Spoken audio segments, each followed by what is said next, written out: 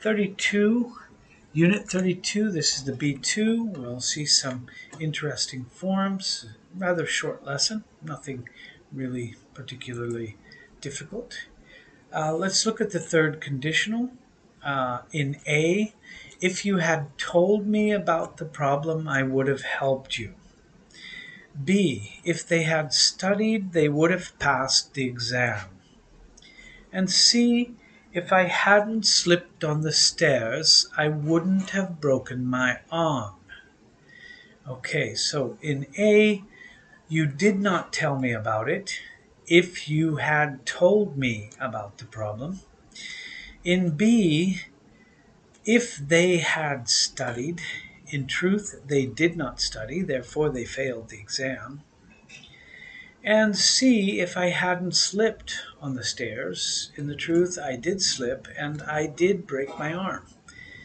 Note, the auxiliary verbs are almost always contracted in speech. If you'd told me, I would have helped you, or I'd have helped you, I'd have helped you. In spoken English, that is what you will hear generally. I'd have helped you. Compare. If I had had enough money, I would have bought a car.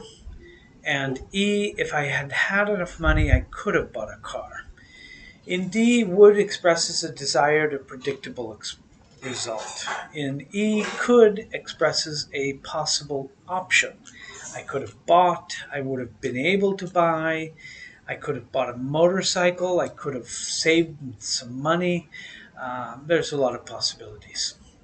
In casual, informal speech, some native speakers sometimes would use have in an if clause.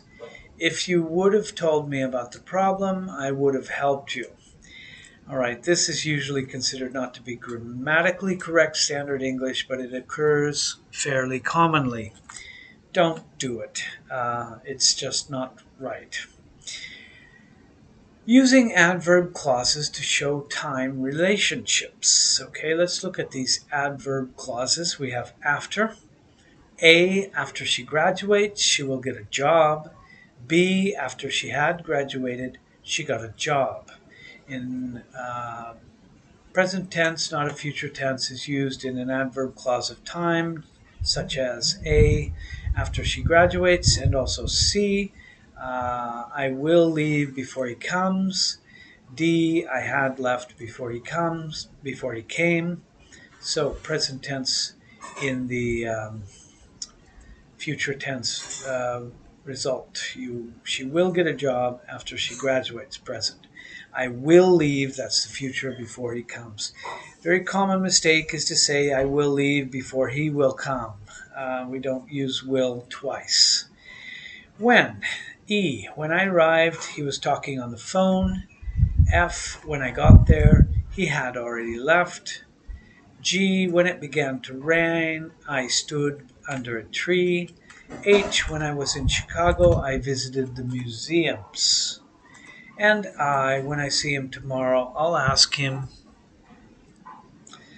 So when is at that time. Notice the different time relationships expressed by the tenses. Okay, when I arrived, past simple, he was talking, past progressive. When I got there, past simple, he had already left, past perfect.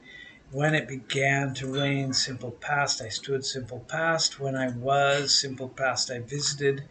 When I see him tomorrow, I will ask him, present tense with the future.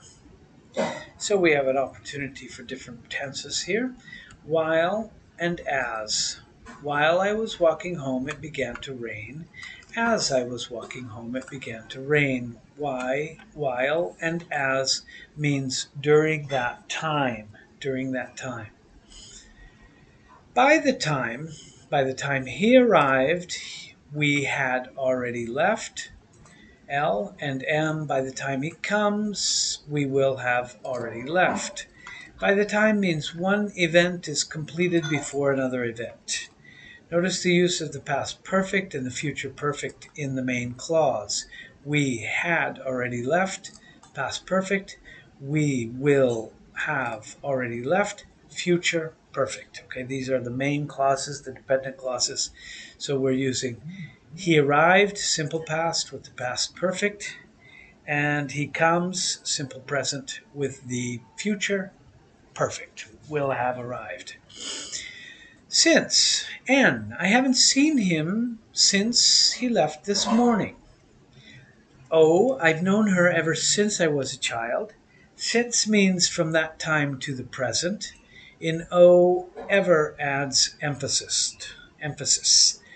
Note the present perfect is used in the main clause. Okay, this is one of the time references you should really be careful. This is the present perfect, practically always. I haven't seen him since. I have known her since. Until or till. P, we stayed there until we finished our work. Q, we stayed there till we finished our work. Until and till means to that time and then no longer. Till is used more in speaking than writing. It is generally not used in formal English. As soon as and once. R, as soon as it stops raining, we will leave. S, once it stops raining, we will leave.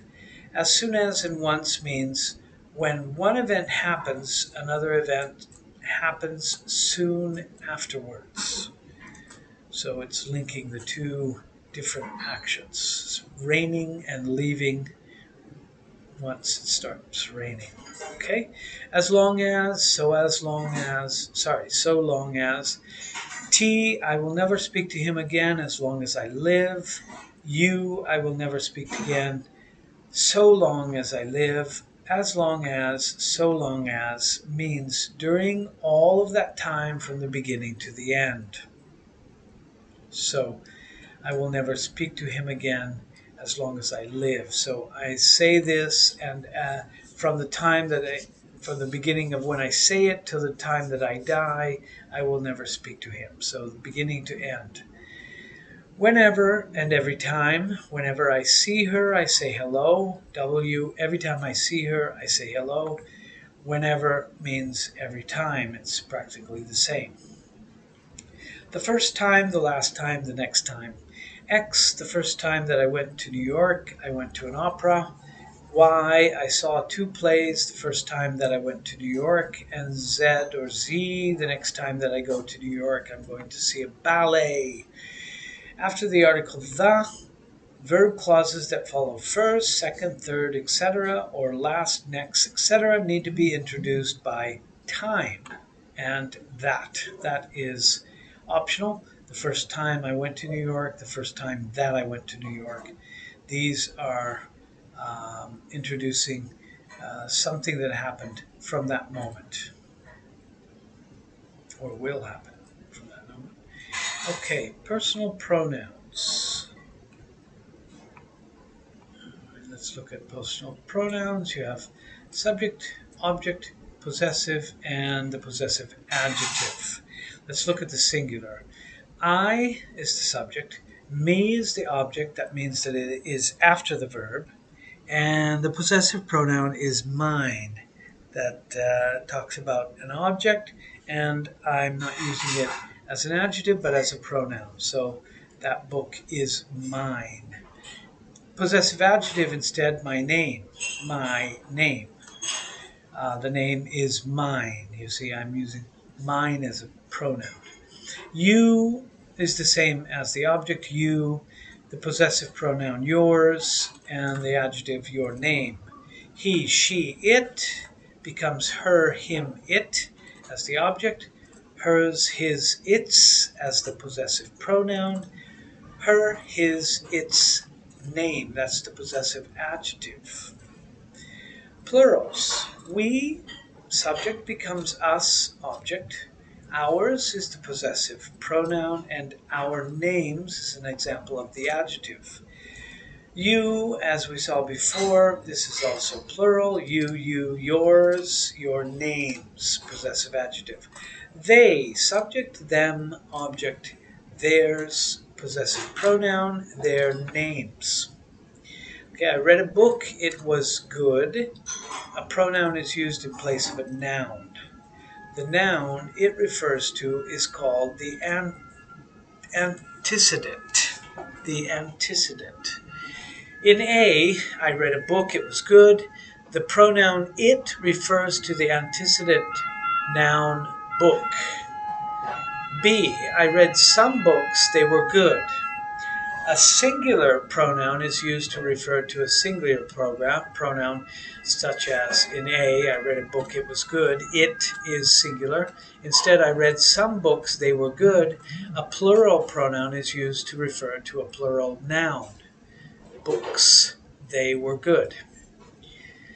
C, I like tea. Do you like tea too? Sometimes the antecedent noun is understood, not explicitly stated.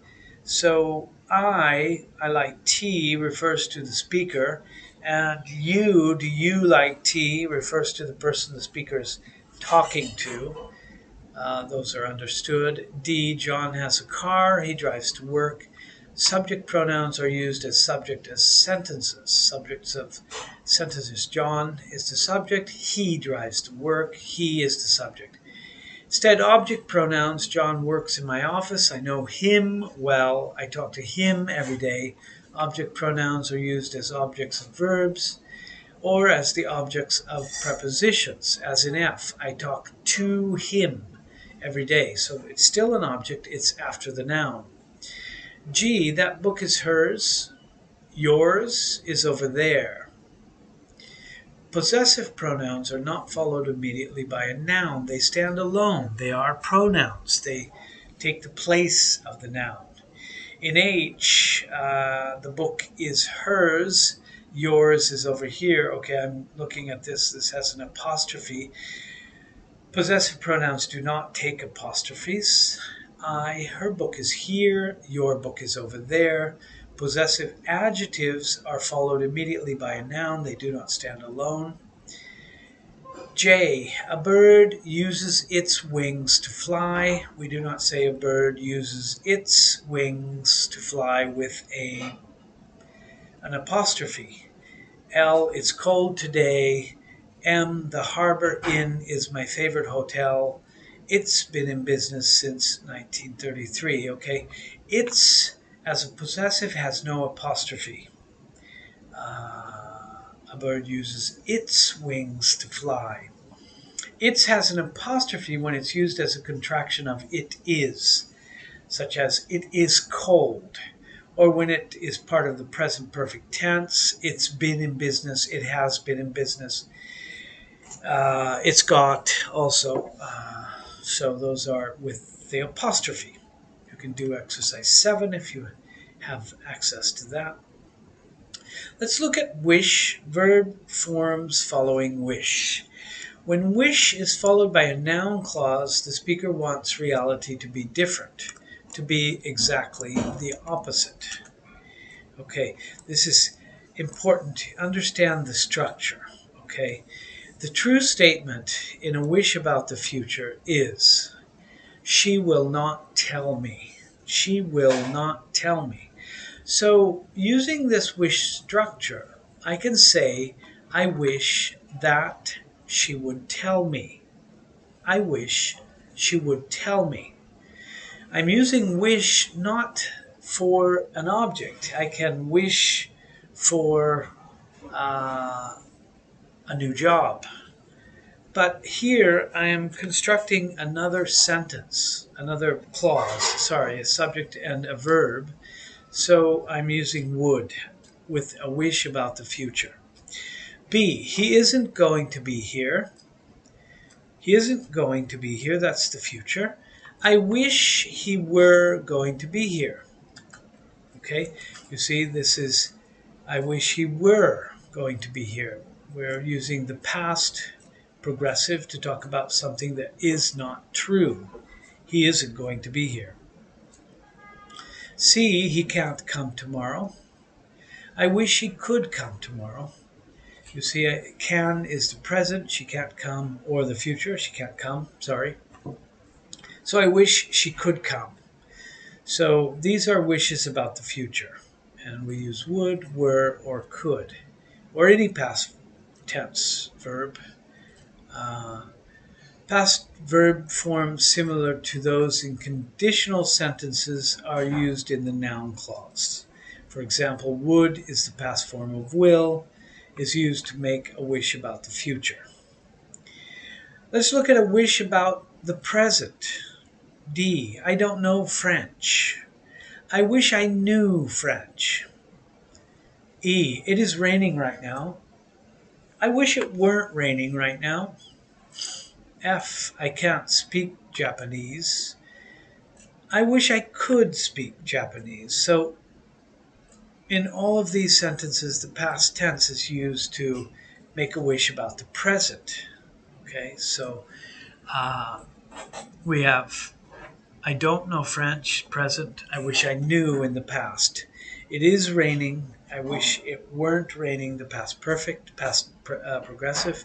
I can't speak Japanese. I wish I could. Could is the past of can. Let's talk about a wish about the past. Okay, John didn't come, so I wish John had come. H. Mary couldn't come. I wish Mary could have come. So we're using the past perfect to make a wish about the past. John didn't come, that's the fact. I wish John had come. I want that. The reason I'm using this is that I want the reality to be different. The reality in the past.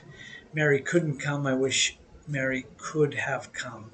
Okay, the past perfect had come is used to make a wish about the past. Or couldn't come stays with could have come. Sometimes in very informal speech we say, I wish John would have come, but not very common. Let's look at would to make wishes about the future. Okay, that's a little bit more difficult. It is raining. I wish it would stop. In other words, I want it to stop raining. B. I'm expecting a call. I wish the phone would ring. You see, I want the phone to ring. Would is used to indicate that the speaker wants something to happen or someone other than the speaker to do something in the future.